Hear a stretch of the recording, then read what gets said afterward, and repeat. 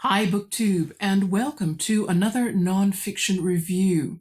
I think it's safe to assume that anyone who watches a lot of BookTube videos like this one, you're aware of the increased pressure that's recently been placed on school and public libraries to ban certain books. And today we're reviewing a book that serves as a reminder that the fear of books and the perceived fear of the power that they have always comes from those who feel insecure and need to increase or hold on to absolute power. And it's also a reminder that these attempts at control inevitably fail.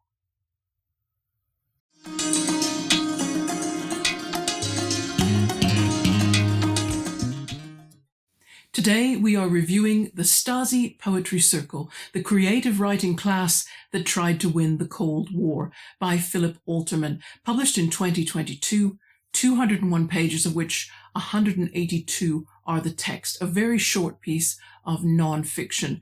Amazon prices, looks like I didn't find you a very cheap online second-hand copy. Forgive me for this. But you can see the prices at which you can buy it new. I bought it new at Waterstones in Hereford, and I believe I told a funny story on myself about acquiring this book, and I can't remember which tag video. If I find out, I shall put that in the description box with a link so that you can hear that story. I also need to remind myself that anyone who's viewing this who's under the age of 40 will not have any lived memory of a Germany that was split into two. And it might be useful to just revisit the past briefly with a map that I'm going to put on screen now. You can see the two parts, the eastern half referred to in English as the GDR, or German Democratic Republic. The book assumes that its reading audience already understands, just rudimentarily, the political and social differences between East and West Germany and the function of the Stasi, the Ministry for State Security within East Germany. What the book is aiming to do is demonstrate the situation that East Germany was in by the early 1980s and the increased sense of threat that was felt by the authorities in the East about the influence Western culture might be having on its citizens, and one particular attempt that was made to counter that influence. If you feel that you could use a little education or a reminder of the situation in the 1980s, I found a useful YouTube video which has preserved a 2004 film by B.T. Schubert, licensed by Pentagram Film Production in Berlin, which has footage dating back to the early or mid-1980s. There'll be a link to that in my description box. It has English subtitles as well. And now, of course, we must meet our author, Philip Oltermann, born in 1981. The online biographies will only say Schleswig-Holstein, which is the northernmost province in Germany. They don't pinpoint it any more than that. He was educated in England. He came to Oxford University and acquired a degree in German and English literature. And his first published work was in 2013. And I'm very interested in this book. It's called Keeping Up with the Germans, A History of Anglo-German Encounters. And I thought, that's something that I have learned since coming to the United Kingdom, that there is an interesting relationship between England and Germany in kind of the same way there's an interesting relationship between England and Australia. There's a strange frenemy, you know that term, meaning sort of friend and enemy in the same. There's a strange rivalry that isn't a bad kind, but I can't explain it. You may need to read the book. That I'll have to just say, why don't you read Philip Oltermann's book? Perhaps he can explain it better than I. And he's currently the culture editor for Europe at the Guardian newspaper, and I'll leave a link to his agent's website. Let's talk about the structure now. I think this is a very well-structured book to invite a person in to read. There's a 13-page preface, 11 chapters that average 15 pages each. But saying that, the font is quite large. The font is 12 point. There is a line space between each line of text. There's a blank page between each chapter, which is also numbered. So, those 100 and whatever it is pages aren't really text on that many pages. And each chapter has lots of nice subsections that are designated by another line between paragraphs. So everything is nicely spaced. It's going to be a very comfortable reading on the eye, and it's going to move quickly. Now, regarding Oltermann's style and the way he's chosen to structure the text, I've got to use the word meandering. At around the 92-page mark, I began to wonder if the book chapters had previously been separate articles published in a periodical before they were finally put together as a book, because there wasn't any understandable order at first. I felt like instead of we didn't go in chronological order, we didn't work through personalities in the group at all, but we touched on all those things under particular themes. On page 75, Oltermann goes to the trouble of telling readers again that the term Stasi Poetry Circle was not how the group referred to themselves. They would say working circle of writing Czechists. But he'd already explained that fully on pages 9 and 10 of the book. So again, this is where I thought, perhaps they were periodical articles. But it turns out that they weren't. There's no indication that parts of the book had been published before.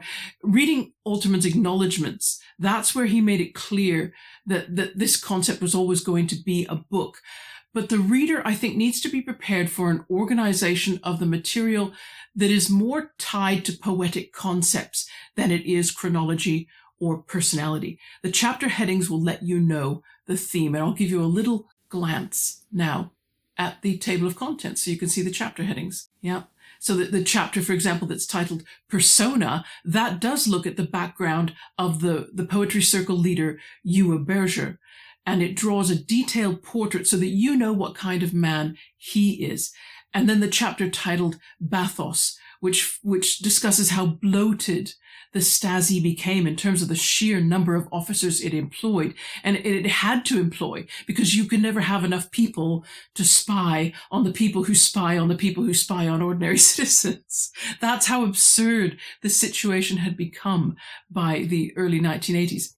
I did admire the work of making the text sympathetic with the chapter headings while still giving readers the story. But it will mean just a little bit more work for the reader to keep track of everything and retain information. I found that I had to just keep a few notes by my side while I read of the different personalities who were in the group, because we moved around so much. I started to lose track of where we were in time. And so I did make a few notes while I was reading, but not too many. And it'll be less of a problem if you don't care how long it takes to read and absorb the book. If you would get pleasure out of rereading portions of a chapter just to ensure that you get the important things into your head, you're not going to care about this. I did reread the first 3 chapters, and after that I decided not to read more than 1 chapter at any given sitting and just pause to reinforce what I read by doing some internet research. That was very helpful. I actually recommend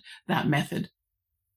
What I'd love to do now is just go through each of the chapters and give you just a couple of highlights, starting with the prelude, which describes the location where the group met, which is very close to the Berlin Wall, and it names all the members. They called themselves the Writing Circle of Working Czechists. Czech coming from Czechia, which is the abbreviated name of the Russian secret police on which the Stasi modeled themselves. I think what I found hard as I was reading the prelude, I still couldn't understand why on earth members of this brutal security service, why would they choose to attempt to write verse at all? That just seemed like a strange choice. For that, I had to go on to chapter 2, which was called Sonnet.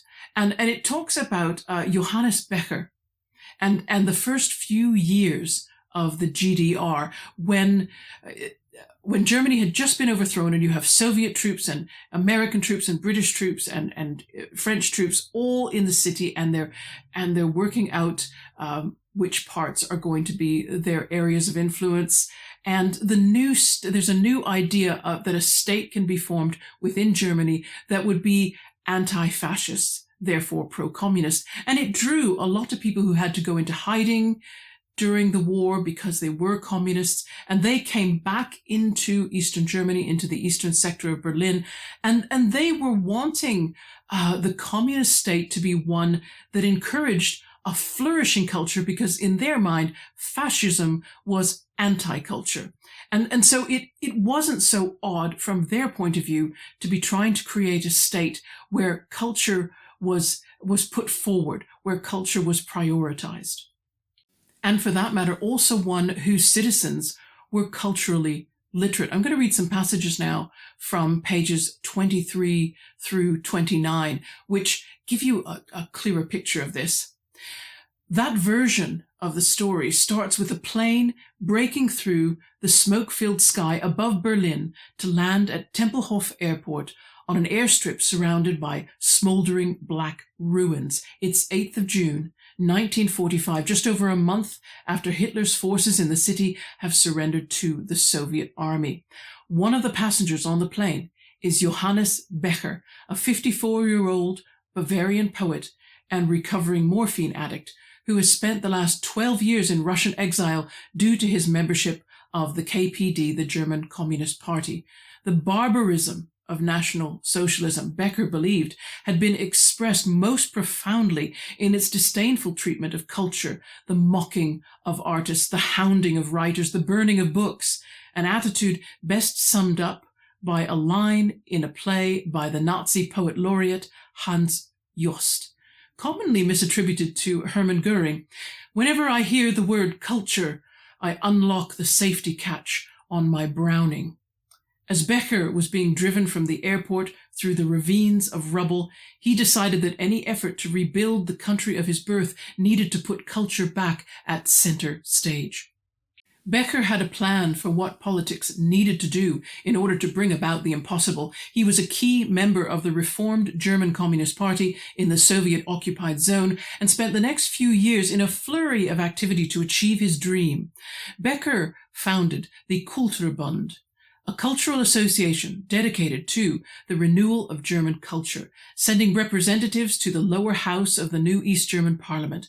He helped to set up 2 literary journals to amplify German voices returning from Nazi exile, and founded the Aufbau publishing house, which would start by publishing the books Hitler's cronies had burned in town squares. Becker himself was appointed Minister for Culture in 1954. Even though Becker only served as a minister for 4 years, the GDR had by then begun to internalize his big idea. In April 1959, the Socialist Unity Party organized a conference with leading authors from around the country in the town of Bitterfeld, home to one of Europe's largest chemical complexes. The program that emerged from this meeting became known as the Bitterfeld Path. In order to bridge the divide between the working classes and the intelligentsia, writers would be plucked from their bourgeois writing dens and placed among manual workers in factories or coal mines. The writers would work in the factories but also help run so-called circles of writing workers, following the motto, "Pick up the quill, comrade." Within a few years, every branch of industry had its own writers' circle: train carriage construction workers, chemists, teachers. By the end of the GDR in 1989, there were still 300 of them.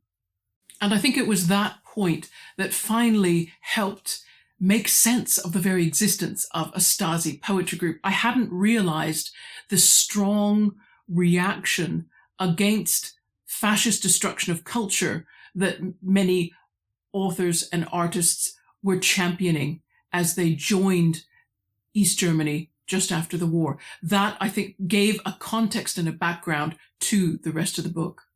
But as you can imagine, by chapter 3, which is titled Consonants, a different cultural voice emerged as the GDP developed, one that was more suspicious of artists because they could be more than producers of just entertainment. They could introduce incorrect ideas. And so writers were cautioned by some sources to produce work that played its part in furthering the socialist cause, and so stressing the idea that writing was a political tool or a political weapon. There were very few group members, sadly, that Oltermann was able to meet personally. He did manage to meet Alexander Ruika, who was one of the youngest and most promising members of this writing circle of working Czechists within Stasi headquarters. And he had a bright record of having his early works published, and then suddenly that publishing history stopped. And Oltermann learned that Ruika ended up owning a small business that specialized in security systems and detection, of course. And he didn't wish to talk to Oltermann much about his experience in the poetry group, which was interesting. And for that, then that whetted your appetite to know, well, what happened to him? Because he was obviously a very promising poet and had been pronounced as much by the leader of the group, but it was the leader of the group that had something to do with his pulling away from poetry, probably. And the next two chapters, which are called Metaphor and Persona, they discuss the leader of the group, Uwe Berger, who died in 2014. And he wrote a number of works himself. They were all published and acclaimed within East Germany. He wrote poetry, essays, novels, travel writing. Now, Oltermann questions the quality of Berger's work and why he was put in charge of the Writers' Circle, and then goes back and works through his life as an author and an editor, but more importantly, as an unofficial collaborator with the Stasi. And that role he started in 1970. And contrary to his own claims in his autobiography, he was still active when he was asked to lead the writing circle of working Czechists. So his job really was not just to lead the group, but begin to feed back to the Stasi whether any members of the group who, if they were interested in poetry, they might also be interested in other political activities that the Stasi was looking to root out and battle against. The next chapter, Bathos, I think is one of my favorites, if only because it talks about why the number of Stasi officers was so much greater than any other intelligence force in other European countries, that it multiplied because it had to look at the citizens, and then of course it had to watch those who were watching the citizens, and then watch those who were watching those who were watching. It had so many levels of spying on people who were spying on other people, and therefore just overloaded the economy with just with this one working sector. And Philip Oltermann takes time to look at a poet who was never a member of the circle, but look at her life. Her name was Annegret Golan. And he looks at her life because of how much the Stasi hounded her. And they hounded her, bizarrely, for poetry that existed only in a school notebook, written in pencil. And the only people who managed to look at it were a couple of her school friends. She was never published. And I think the poem that led to her arrest was brilliant. It is an example of her saying something about the regime that she lived under, but it was amazing just how much they pursued her when she was never actually published and her work was never known publicly. And I'm going to put Annegret's poem on screen because it's a poem that needs to be seen as well as heard. This was the concept of concrete poetry, that not only would hearing the words convey something, but seeing how the words were laid out on the page would also carry a message. Here we go. I live in the 20th century. I live the modern way. I live a super life. I live progressively. I am a creature of concretia. I find it nice and interesting. I find it good and comfortable. I look out of the window. I see concrete to my left. I see concrete to my right. I feel good. I notice, I think concrete. I become concrete. That's not just the case in New York City. Chapter 10 is called Broken Rhyme, and it tells one particular story of Gerd Nauer, who was a Stasi guard who was hiding inside Stasi headquarters as protesters entered the building on the 14th of January, 1919. He talks about how frightening that experience was, and he comments, of course, about, in the end, how governments, when they try so hard to have control over the minds of people, they can never allow art to really flourish. The aim, the initial ambition of those writers who returned to the GDR as it was forming in 1945, they believed that art could be a powerful tool for the expression of communism and socialism. But in fact, art always seems to be treated by the powerful as a rival for their power. And the book ends with an epitaph that just tells you what happens to the various members of the writing circle of working Czechists after reunification. A lot of those stories are quite sad. And as my rabbit hole, I want to say that I'm really glad for the epitaph. It makes sure that we don't finish the book and think that everything was made better by reunification. And it's also an interesting survey about how different people can and do react to a major paradigm shift. And it made me interested in looking for other retrospective writings about East Germany. And I got to make a confession, and I apologize to anyone who already knew this, but until I read the book, I was not aware that the former German Chancellor, Angela Merkel, grew up in the former East Germany, and that she was working as a research chemist. Yeah, in the building across the street from Stasi headquarters where the poetry group met at the time of reunification. That's made me think that I would really like to read a biography of Angela Merkel. Yeah, there is one that's been written by Katie Martin. So I've been looking at that, and you may find that you get a review from me on that sometime in the future. And that's the review done. Now, this review, I think, should emphasize and stress what's down in my description box, because I put quite a few links there.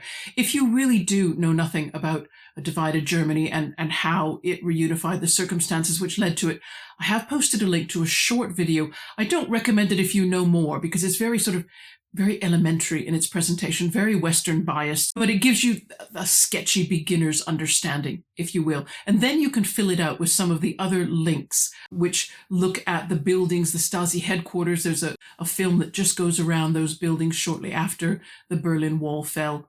The film by B.T. Schubert, I do recommend. That came out in 2004, and it's been colorized, and it includes sort of interviewees who'd lived in East Germany and those who were in the West at the time of reunification. It shows you how the excitement that built around the time that people came through from the wall and the wall was taken down. And it's got English subtitles, so it's longer. And I feel that because it gets right in there, it's just going to have more nuance to it than just that beginner's interview. And there's also a How to Academy podcast interview with Philip Oltermann, where he talks about the book and his research. So I recommend going to that to find out more about the processes that he went through and what interested him in the topic. So lots and lots to look at in the description box. Please go and check that out. And I'll talk to you again in a few days' time, everybody. In the meantime, take care. Bye-bye.